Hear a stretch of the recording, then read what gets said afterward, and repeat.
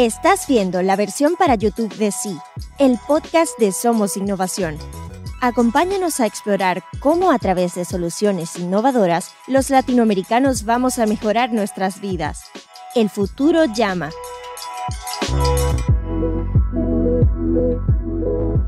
Hola, soy Federico Fernández, bienvenidos a Sí, el podcast de Somos Innovación. En el episodio de hoy vamos a conversar con Ingrid Yetter acerca de la economía del conocimiento y la modernización del Estado en Argentina. Ingrid es diputada nacional por la provincia de Corrientes, es también presidente de la Fundación Pensar Corrientes, de profesión licenciada en Ciencias Políticas, se desempeñó en el pasado como intendente de la Municipalidad de Riachuelo, en la provincia de Corrientes.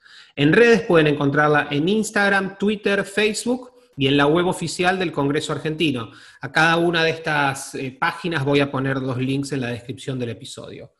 Ingrid, bienvenida a Sí. Bueno, muchísimas gracias, Federico, por esta oportunidad de hablar y bueno, muchísimas gracias por la invitación. Al contrario, gracias a vos por tu tiempo y quería empezar preguntándote, hace relativamente poco finalmente se aprobó en Argentina la Ley de la Economía del Conocimiento, sobre todo para los que no son argentinos. ¿Nos contás un poco la historia de esta ley? ¿Qué pasó, digamos, en los últimos meses? Y bueno, ¿cómo ves el proyecto que finalmente fue aprobado? ¿Cómo no? Bueno, en realidad en Argentina en el 2004, si no me equivoco, 2005, se aprobó una ley del software que daba ciertos beneficios a todos los desarrolladores de software, que tuvo un muy buen impacto en el sector. Pero después, por supuesto, hubo demandas de otros sectores relacionados a la economía del conocimiento, como la nanotecnología, la biotecnología, bueno, muchísimos desarrolladores de plataformas, y también todo muy relacionado a lo que en el sector que nosotros somos muy fuerte, que es el agro. Hay mucho desarrollo tecnológico alrededor de esto. Entonces era imprescindible incluir todos esos sectores en una ley que abarcara más allá del software.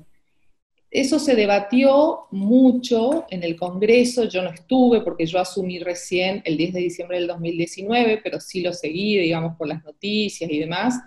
Y si no me equivoco, en mayo del 2019 se aprobó la Ley de Economía del Conocimiento por unanimidad.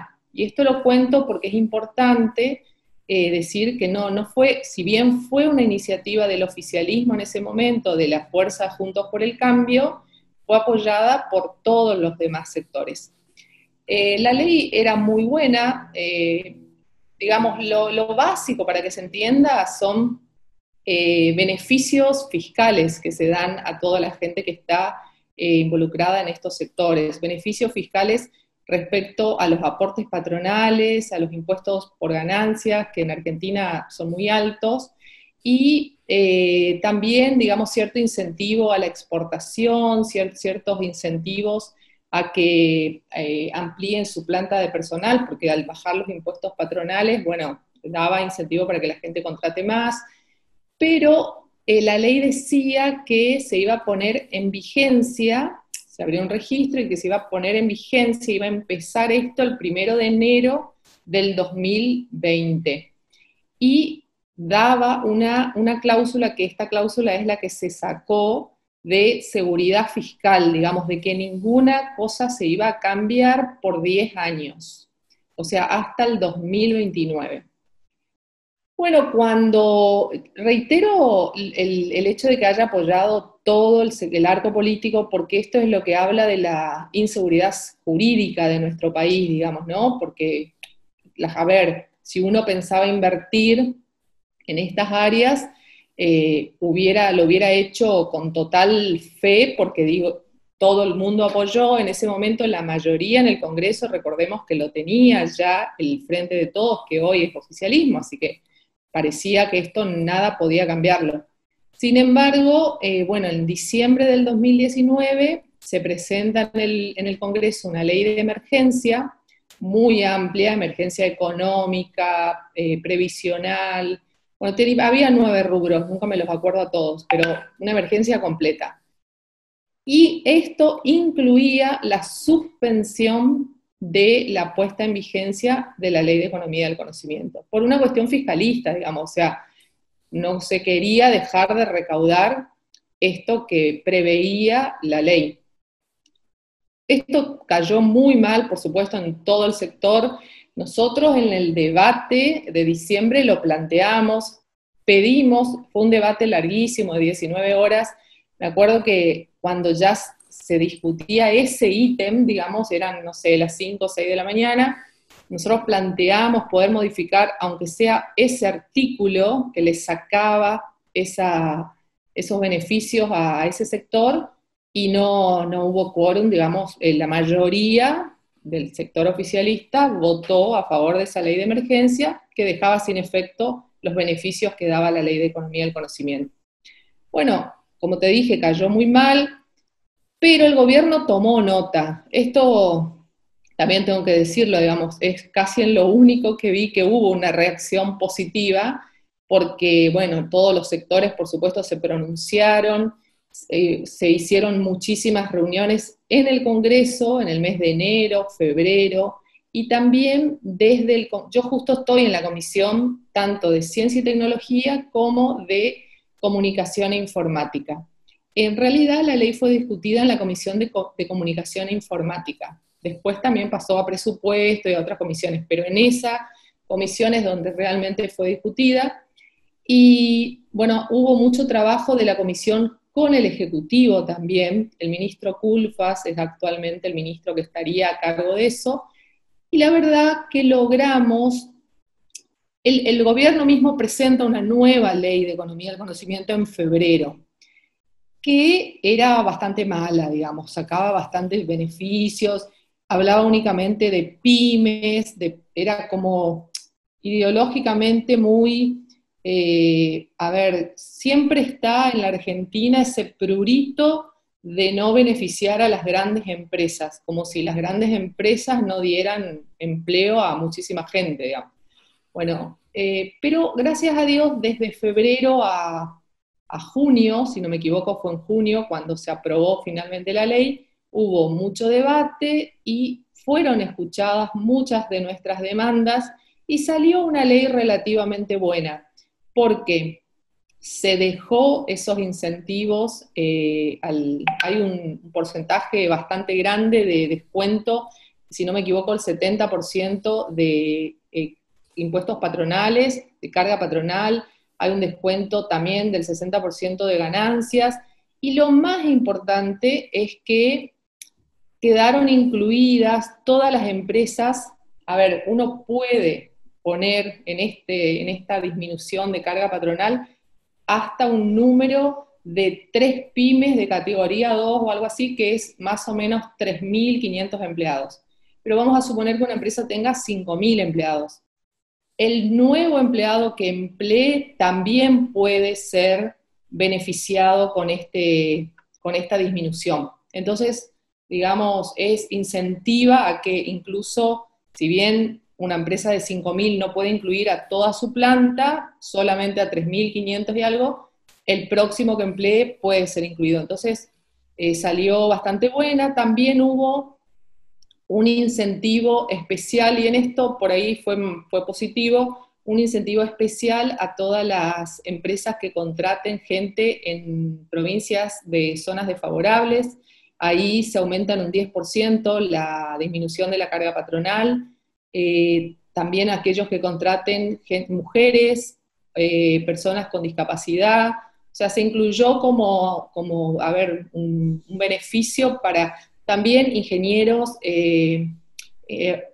Hay 3 rubros, no recuerdo bien, pero son ingenieros, informáticos, o 3 rubros específicos que también, si son mujeres, estas personas capacitadas en ingeniería específica, discapacitados y en provincias poco desarrolladas, tienen un incentivo aún superior. Bueno, eso fue bueno, digamos. En definitiva, la ley de economía del conocimiento que salió aprobada está buena, no, digamos, es una lástima que se perdió. Ahí lo que no tiene, que es lo grave para mí, es esa cláusula de estabilidad fiscal. Es decir, no se compromete la ley. Obvio que una ley supuestamente dura, pero bueno, en Argentina al final da lo mismo, porque la otra se comprometía por 10 años y lo mismo fue disuelta. Pero esa cláusula se sacó de estabilidad fiscal. En cualquier momento las cosas pueden ser cambiadas, digamos. Pero bueno, también fue cambiado lo otro que preveía y que daba una seguridad jurídica, por lo menos supuesta. Lo malo que te tengo que contar también es que en la misma sesión se votó una ley de teletrabajo, donde yo no estuve, no participé en los debates porque se debatió en la Comisión de Trabajo, de Legislación de Trabajo, en otras comisiones donde lamentablemente no estoy, no participo, y quedé muy preocupada porque, a ver, por un lado, damos todos estos beneficios, estas ventajas que son muy positivas para el desarrollo del sector. La Argentina realmente, y esto vos sabés mucho más que yo, pero tiene muchos talentos en el área de economía del conocimiento. La verdad que somos dentro de los países latinoamericanos un país que se destaca, ¿no? Por tener unicornios, por tener, incluso yo que vivo en Corrientes, una provincia del norte, hay empresas, hay un polo IT, o sea, la mayoría son jóvenes, muy emprendedores, entonces está muy bueno que se apoye, pero por otro lado salió aprobada la ley, esta que te digo, de teletrabajo, que para mí es un absurdo absoluto. Yo me abstuve de votar porque regula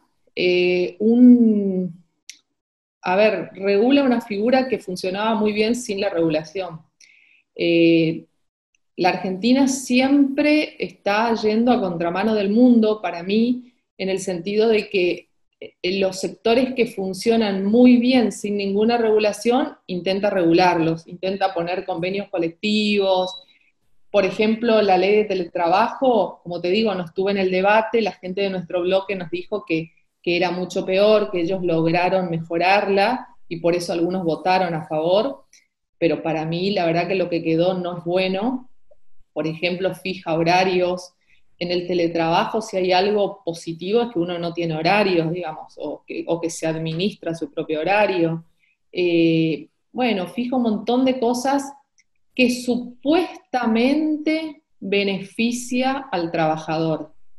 Supuestamente, digo yo, porque dice que la empresa tendría que pagarle el servicio de Internet, la empresa tendría que darle, si no tiene, unas condiciones, bueno, el equipamiento, una condición ideal donde trabajar.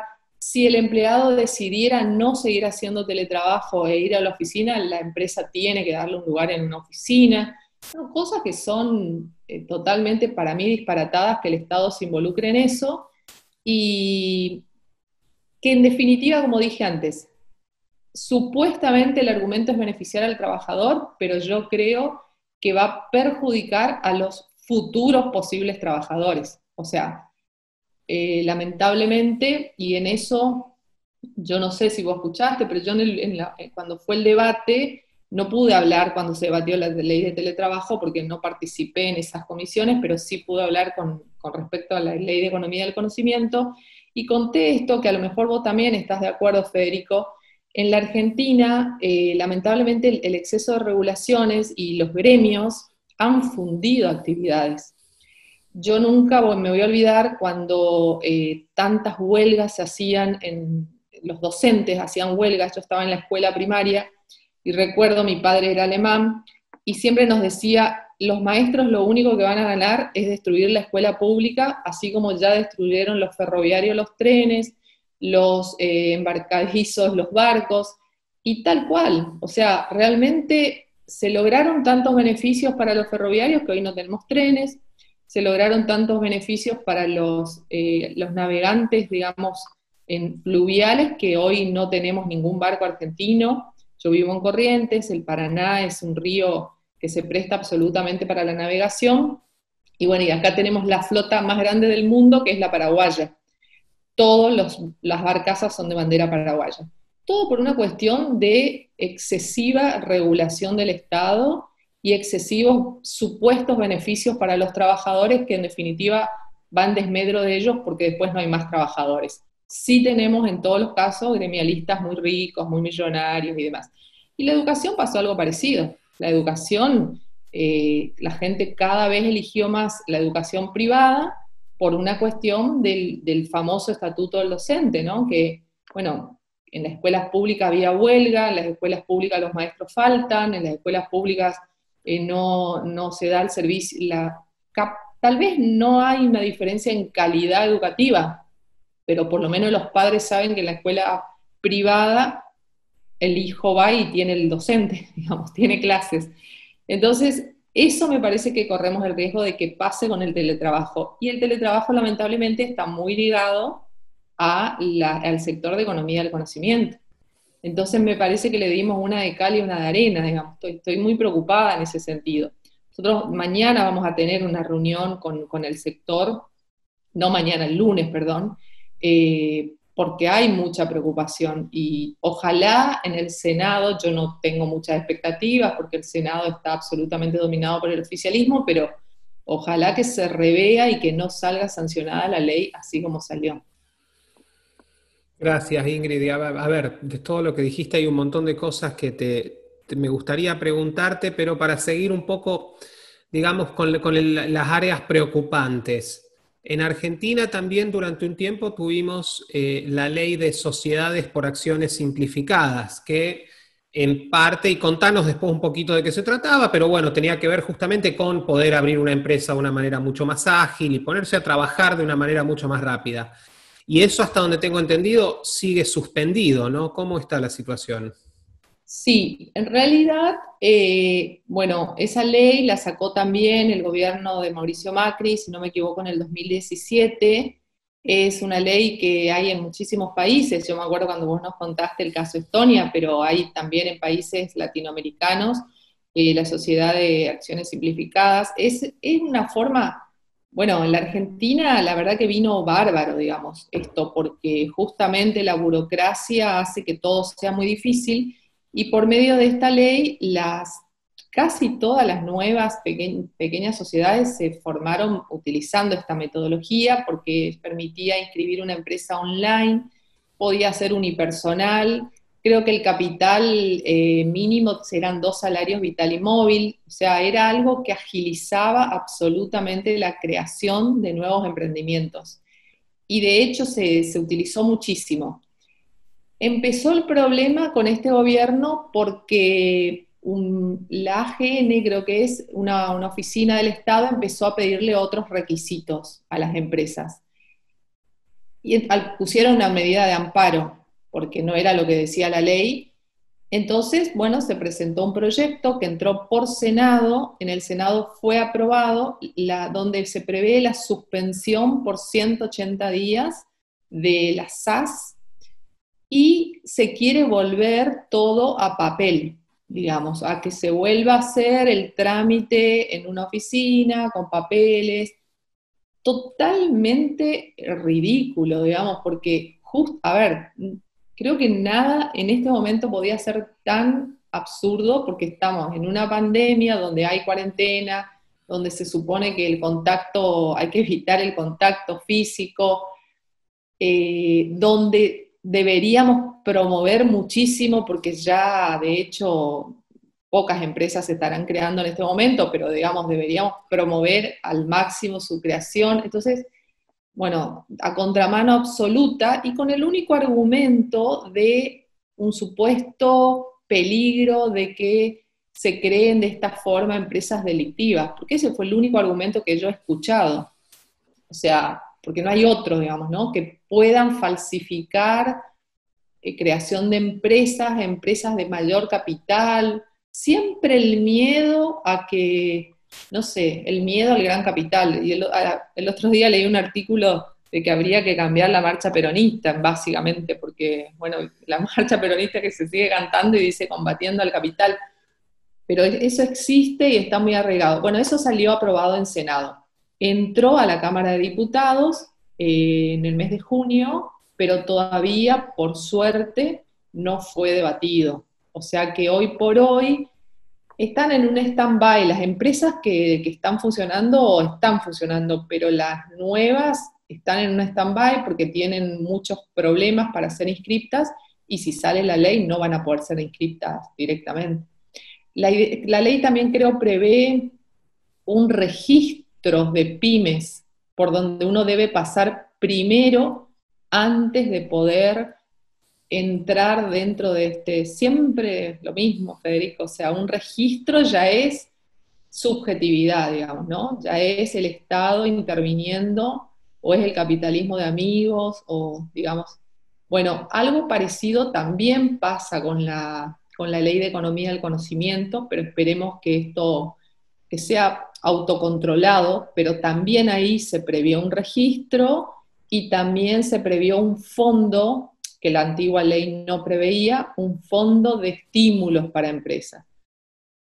Sí, es bien ocupado, en buena hora, pero la verdad que yo nunca veo muy con buenos ojos esta creación de fondos específicos, porque en definitiva crean oficinas, más burocracia, decisiones subjetivas, a quienes le dan, a quienes no, o sea, pero bueno, así estamos. Ese es básicamente el estado de las SAS en este momento.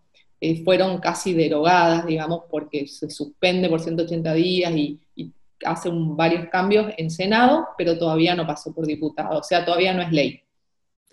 Con esta suspensión, digamos que ojalá que nunca se transforme en ley por, digamos, falta de una mejor palabra, Argentina tendría uno de los cambios más exóticos del mundo, porque pasaríamos de una contabilidad, digamos, sin papel y basada en blockchain al papel, lo que es una cosa, digamos, es volver, digamos, al siglo pasado, cosa que no está pasando en ningún lado, y cuando la tendencia en todo el mundo es exactamente la contraria.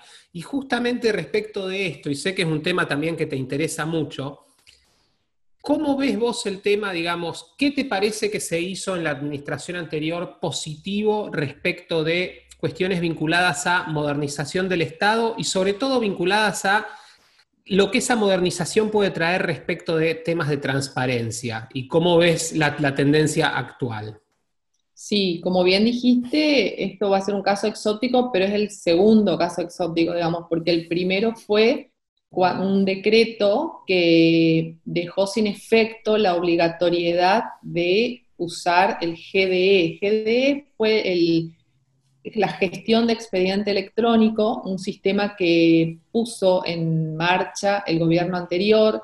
El gobierno anterior, recordemos que tenía un ministerio de modernización que para mí hizo mucho, realmente. Quizás la gente no lo vio o porque no hubo tiempo de percibirlo, pero los que estuvimos en la administración central, yo estuve en Vialidad Nacional, el cambio fue rotundo, con mucha resistencia de los empleados, de la gente de la burocracia estatal, hubo mucha resistencia, pero finalmente, digamos, cuando terminó el gobierno de Mauricio Macri, yo creo que toda la gente ya estaba adaptada, incluso contenta con el sistema, y además pienso que sin ese sistema la gestión de la pandemia hubiera sido terrorífico, o sea, hubiera sido casi imposible esto de que hoy todos los empleados públicos nacionales están haciendo teletrabajo.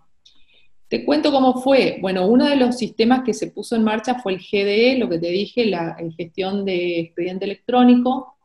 Se fue haciendo por etapas. Creo que alcanzó a 200 organismos. En total se capacitaron 200.000 empleados públicos. Era un sistema muy básico, muy fácil de adaptarse, pero se preveía que toda nota, papel que ingresara en el organismo tenía que ser escaneada y ya iniciarse el expediente electrónico.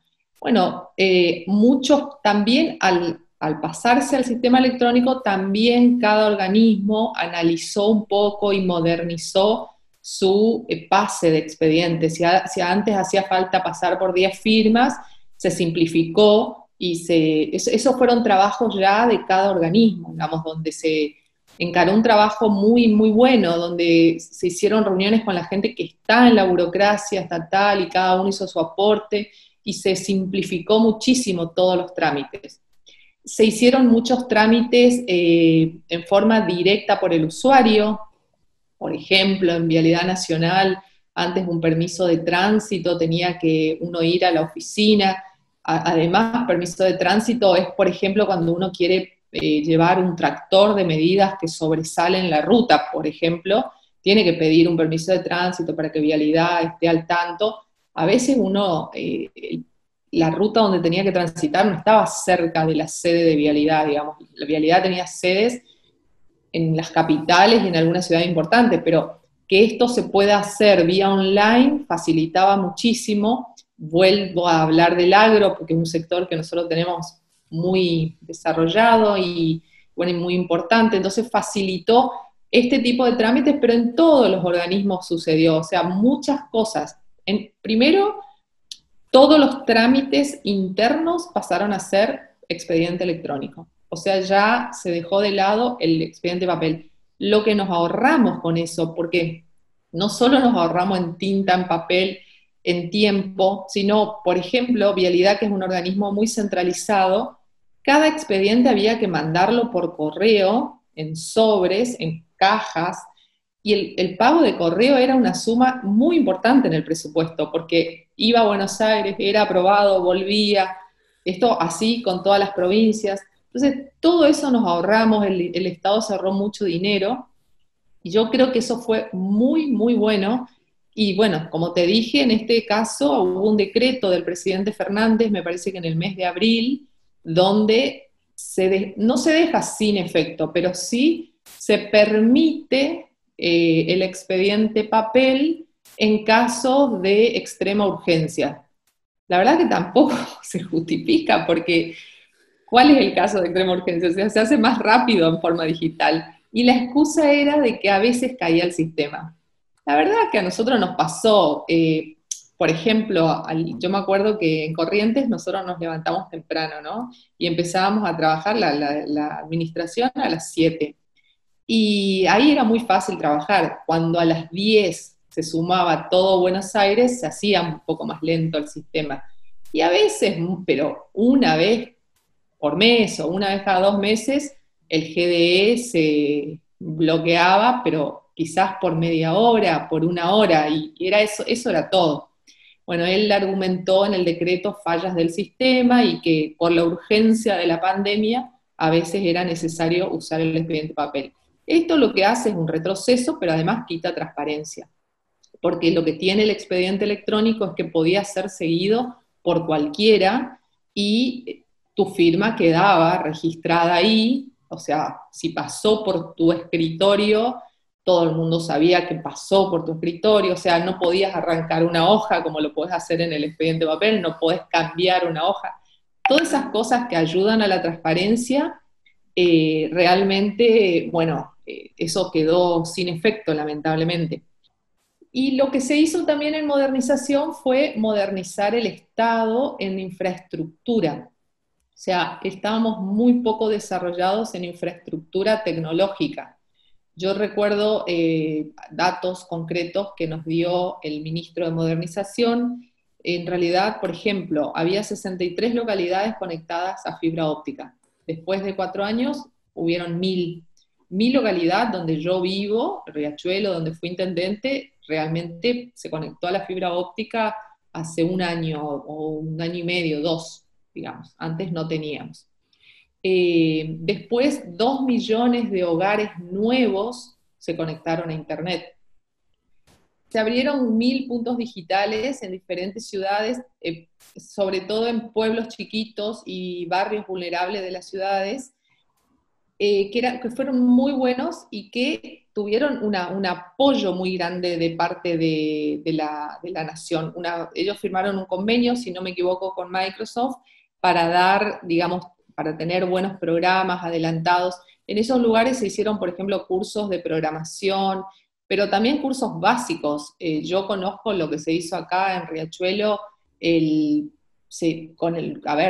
con PAMI, donde están todos los jubilados, se hicieron cursos de cómo entrar a la página de ANSES, de cómo controlar su sueldo. Y fíjate vos que todo eso hoy en la pandemia ayudó muchísimo, porque un problema que tuvo la Argentina fue que cuando se pagaron las jubilaciones, todos los jubilados fueron al banco, fue un caos, fue un día muy triste para la Argentina, pero nosotros, por ejemplo, no tuvimos ni un problema en ese sentido porque se les enseñó a la gente a usar la tarjeta, a usar el cajero, a pedir su tarjeta por internet. Entonces, a ver, una especie de educación básica en tecnología. Y fue muy positivo. Después, bueno, en fibra óptica yo creo que de 6.500 kilómetros que estaban iluminados se pasó a 30.000. O sea, se hicieron inversiones realmente muy positivas en la época de Mauricio Macri. Hay datos técnicos, hay muchos. El 4G también se amplió, antes no teníamos para nada acceso a 4G. Todo eso hoy nos ayuda y la gente a lo mejor no se da cuenta que todo eso fue inversión de esos 4 años.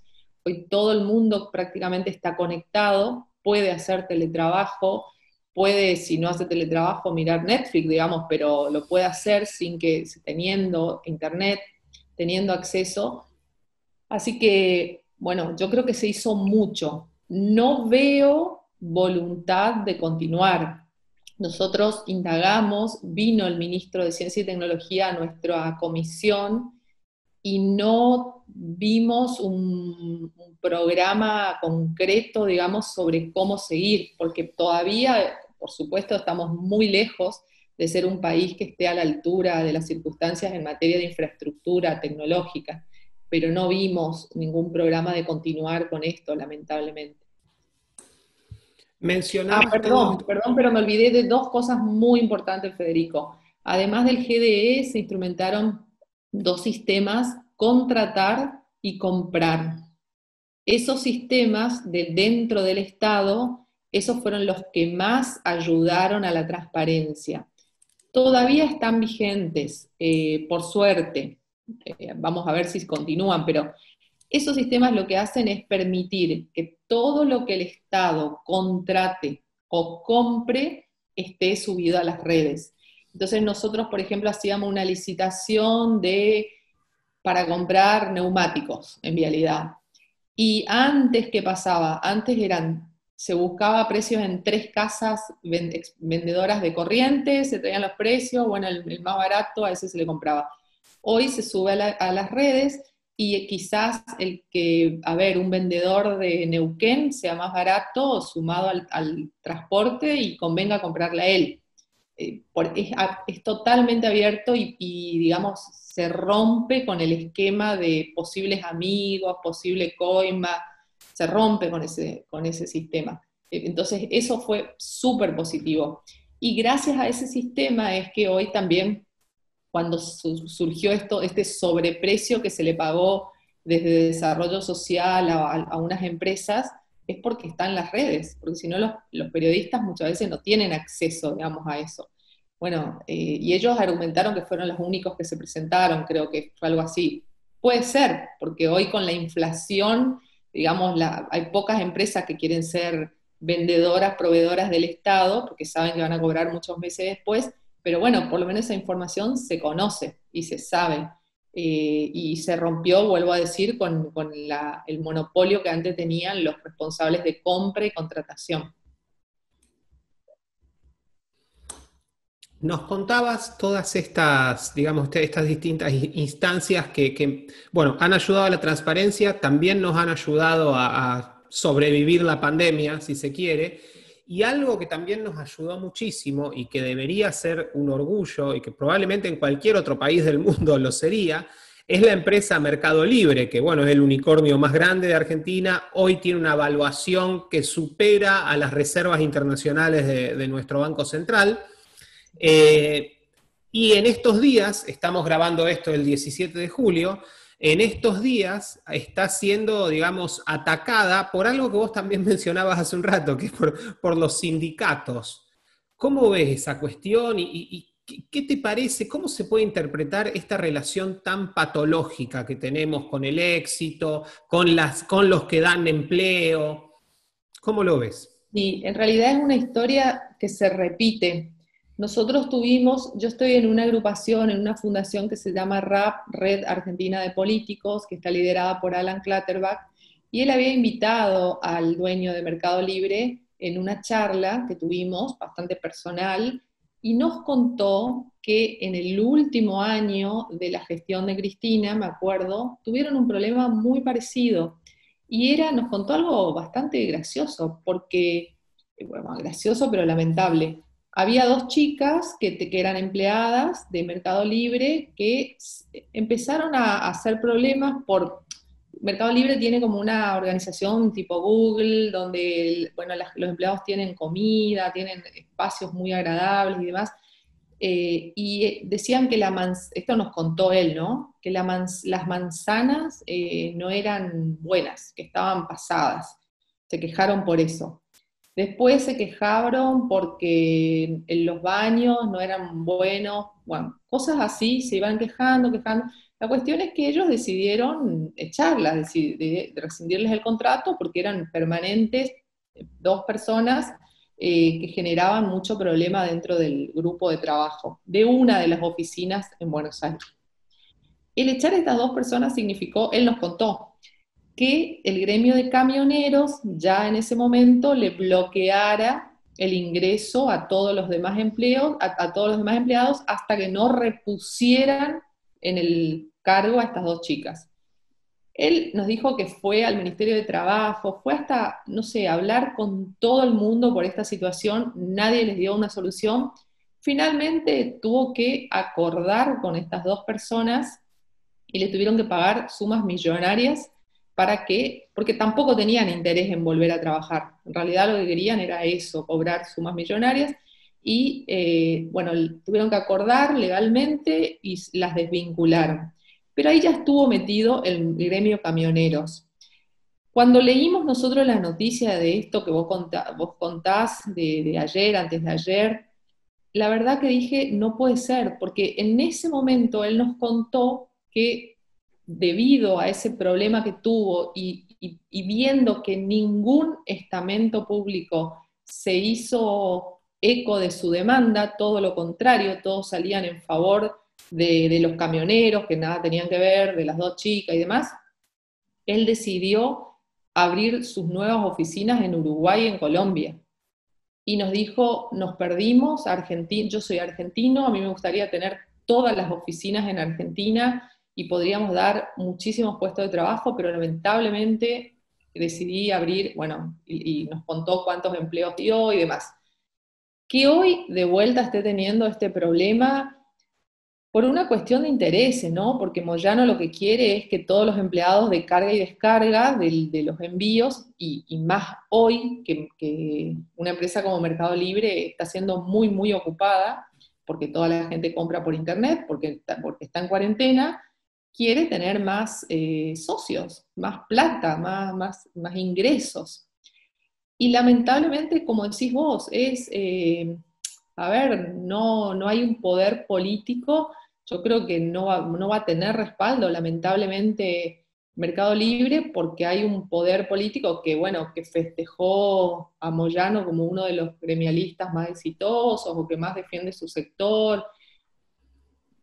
La verdad, si vos me preguntás, me parece que es una guerra de una mafia, son unos grandes delincuentes que atentan contra el país, que atentan contra los beneficios de todos los ciudadanos. Nosotros deberíamos estar, como dijimos, muy orgullosos de tener una empresa exitosa en el mundo como Mercado Libre, deberíamos apoyarla, deberíamos hacer que todas sus oficinas estén acá, pero lamentablemente no veo que esto vaya a suceder por una cuestión de absoluto sesgo ideológico en contra del éxito logrado con trabajo, con esfuerzo, con talento, sobre todo, en este caso, y sí favorable a una gran hipocresía, porque Moyano supuestamente representa al sector trabajador, pero Moyano tiene mucho más plata que cualquiera, ¿no? Entonces es como todo muy hipócrita, pero bueno, pero es así. Y yo lamento muchísimo porque veo dos cosas. Una, un desincentivo absoluto a seguir invirtiendo en la Argentina por gente talentosa. Y otro motivo de nosotros los pobres ciudadanos, digamos, que cada vez tenemos menos posibilidad hasta de comprar una cosa y recibirla a tiempo. O sea, fíjate vos que hoy lo escuchaba al dueño de Mercado Libre decir que 200.000 con personas, creo, algo así, que habían comprado, no van a recibir sus cosas, su mercadería a tiempo. Entonces, el doble perjuicio, el peor, el más grave, es el desincentivo a invertir en la Argentina. Y el inmediato, el daño que le causa a la ciudadanía, al pobre ciudadano que a lo mejor se compró una campera, digamos, ¿no? Y no la puede tener porque Moyano decide, en beneficio propio, boicotear la salida de los elementos de Mercado Libre. Lamentablemente, esto que yo te decía de la marcha peronista, el otro día alguien escribió, creo que combinó la marcha peronista con lo que decía Gandhi, me parece que es cuando uno hace, no me acuerdo cómo es la frase, pero como que uno lo que piensa, después lo dice, lo que dice, después lo hace. Bueno, creo que en el fondo en la Argentina siempre hubo, lamentablemente, no en la sociedad, sino en la dirigencia, desde hace por lo menos 60 años, o más, 80 años diría yo, una aversión a la gente exitosa. Eh, Combatir a aquel que es exitoso en el terreno privado y ningún prurito ni vergüenza de enriquecerse desde lo público. O sea, las dos cosas, ¿no? Sí, sí, ese es un muy buen punto. Y es interesante también, bueno, podríamos estar hablando, y no te quiero robar, digamos, toda la mañana, podríamos estar hablando de este tema y muchos más durante horas.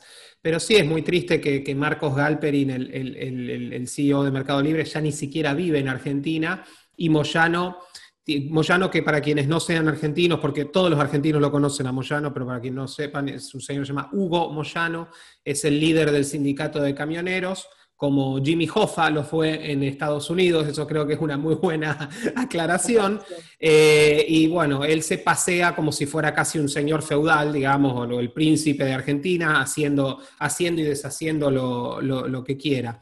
Pero para ir terminando, Ingrid, y agradeciéndote de nuevo por tu tiempo, quiero aprovechar para, digamos, sacarte un poco del tema de innovación, de tecnología, de modernización del Estado, y preguntarte por Argentina en general, en el sentido, creo que hoy se cumplen 120 días de confinamiento y cuarentena. La situación de Argentina, digamos, previo al coronavirus ya era bastante preocupante. ¿Cómo ves este segundo semestre para Argentina y cómo ves la Argentina post pandemia? ¿Va a quedar algo en pie? Estoy muy preocupada, en realidad. Quiero aclarar que los 120 días de cuarentena absoluta son en el AMBA, no así en todas las provincias. Por ejemplo, nuestra provincia, la provincia de Corrientes, tuvo los primeros, quizás tuvimos en total 30 días de cuarentena, después fuimos avanzando. La verdad que el gobernador gestionó muy bien, y esto hay algunas provincias que lo han hecho, pero la mayoría no. Gestionaron bien desde el punto de vista de seguir los casos, monitorear cada caso, cada contacto, y fueron abriendo paso a paso la economía. Hoy en nuestra provincia, por ejemplo, tenemos absolutamente todo abierto, con protocolos, pero todo abierto, restaurantes, hoteles. El lunes se anunció la apertura del turismo local. Lo único que permanece cerrado, ahora estamos en vacaciones, pero hasta ahora no se abrió, fueron las escuelas. Todo lo demás, todas las actividades comerciales están abiertas. Pero obviamente la mitad del país está en el AMBA, está en Buenos Aires y su alrededor, y ellos sí están en cuarentena total y absoluta. Bueno, yo estoy muy, muy preocupada porque veníamos, como vos decís, de una situación muy grave, y esta pandemia hizo que todo eso se agravara, que a ver, que el aparato productivo se viera muy perjudicado, porque las primeras respuestas fueron todas de carácter cuidando la salud, pero por ejemplo, lo más grave para mí fue no declarar la actividad bancaria como una actividad esencial. O sea, los bancos estuvieron cerrados. Entonces, ¿esto qué hizo? Que los sectores que sí siguieron trabajando como esenciales, por ejemplo, la producción de alimentos, que en la Argentina es importante, también vieron muy perjudicado su producción, porque se rompió la cadena de pagos, digamos, y tenían muchísimo problema para continuar produciendo porque no podían depositar un cheque o estaban en todo porque los bancos estaban cerrados. Eso para mí fue gravísimo. Y después la decisión del gobierno de no decir concretamente cómo iba a auxiliar a las empresas, a los pequeños emprendimientos, al turismo. El turismo es una actividad, bueno, muy perjudicada, y al transporte, por ejemplo, al transporte escolar, por poner, es un caso muy chiquito, pero es un caso. Bueno, la falta de eficiencia de determinar desde un inicio pautas específicas, por ejemplo, cancelación de cobros de impuestos a todos esos rubros, por lo menos, un cierto subsidio donde hacía falta, todo eso vino a cuentagotas y tarde. Para mí, tarde y con mucha burocracia. Se sacó muy rápido el IFE, que es una ayuda, un pago de 10.000 pesos a personas con necesidades, pero también se sacó en forma desorganizada. Yo conozco gente que cobra el IFE que en su vida trabajó, en realidad eran hijos de alguien, digamos, y no trabajaban y cobran hoy. Entonces, muy desorganizada la ayuda desde el Estado y no enfocada a evitar que quiebren empresas pequeñas y grandes. Eso para mí es gravísimo. Igualmente, quiero también dejar a lo mejor un mensaje positivo, Federico. Yo creo que no tengo muchas esperanzas en la gente que gobierna hoy, pero creo que la Argentina podría utilizar esta pandemia, esta crisis casi terminal, para hacer los cambios que demoramos hace 80 años hacerlos. O sea, podríamos pensar en que por primera vez tenemos esta oportunidad de modernizar las leyes laborales, de cambiar las estructuras de los sindicatos, de fortalecer muchísimo en lo que somos eficientes, como en dos rubros, el agro, como dije, y la economía del conocimiento, dos rubros que quizás con la pandemia no fueron tan afectados, todo lo contrario. Entonces, a ver, las oportunidades están. No veo tanta luz con lo que estoy viendo, como por ejemplo la sanción del teletrabajo, esos proyectos o la eliminación de las SAS, pero en realidad creo que sería una gran oportunidad para la Argentina esta pandemia. Fíjate que se aumentó el consumo de los alimentos en muchísimos. Ayer me pasaron un informe, nosotros en Corrientes somos productores de arroz. El arroz aumentó un 30% el consumo, son productores de yerba, la yerba en la Argentina también aumentó. O sea, hay cosas positivas, pero que no, bueno, ojalá que puedan ser aprovechadas y podamos ser lo que me parece que podemos ser en el mundo, grandes exportadores de alimento y exportadores de economía del conocimiento, de tecnología. Esa es la gran oportunidad. Ahora, si la sabemos aprovechar, ya es otra cosa. Muchas gracias, Ingrid, y muchísimas gracias por, digamos, terminar con un mensaje optimista, porque sí, a ver, Argentina, pese a todo esto, tiene, por ejemplo, 5 empresas unicornio, una de ellas Mercado Libre, así que, bueno, hay cosas como para ser optimista, y a ver, seguramente, y como vos mencionabas también, creo que, digamos, toda esta aversión al progreso y al éxito está más en cierta parte de la clase dirigente que en la sociedad en su conjunto, y eso estoy seguro que en algún momento se va a reflejar, digamos, en el liderazgo. Ingrid, muchísimas gracias por tu tiempo, muchas gracias por esta entrevista. Seguro te vamos a molestar en el futuro para seguir conversando de estos temas desde tu visión de la política y el Congreso argentino. respecto de la innovación, la tecnología y qué se puede hacer desde la política por ellas.